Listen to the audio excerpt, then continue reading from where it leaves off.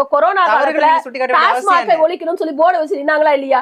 வெளியில மக்களுக்கு டாஸ்மாக் மூலமா கொரோனா பீரியட்ல டாஸ்மாக் திறக்கல, கோவில்களே திறக்கப்படவில்லை, எந்த இறை வழிபாடு தலங்களும் திறக்கப்படவில்லை.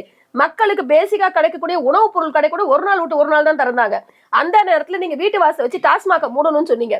எங்கள் அண்ணன் ஆட்சிக்கு வந்தால் ஒரு சொட்டு சாராயம் கூட இருக்காதுன்னு சொல்லி சகோதரி கனிமொழி அவர்கள் கூறினார்கள்.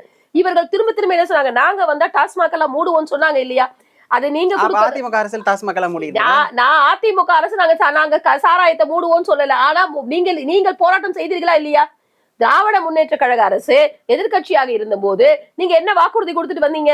நீங்க வரும்போது நீங்க சொன்னது என்ன? நாங்க வந்தா இங்க வந்து அதிமுக திறந்திருக்கிற டாஸ்மாக் கடைகளை நாங்கள் படிப்படியாக மூடுவோம், எங்கள் அண்ணன் ஆட்சிக்கு வந்தால் சொட்டு சாராயம் இந்த தமிழகத்தில் இருக்காது என்று சொன்னது திராவிட முன்னேற்ற கழகத்தினுடைய சார்ந்த கனிமொழி அவர்களா இல்ல அண்ணா திராவிட முன்னேற்ற கழகம் சொன்னாங்க?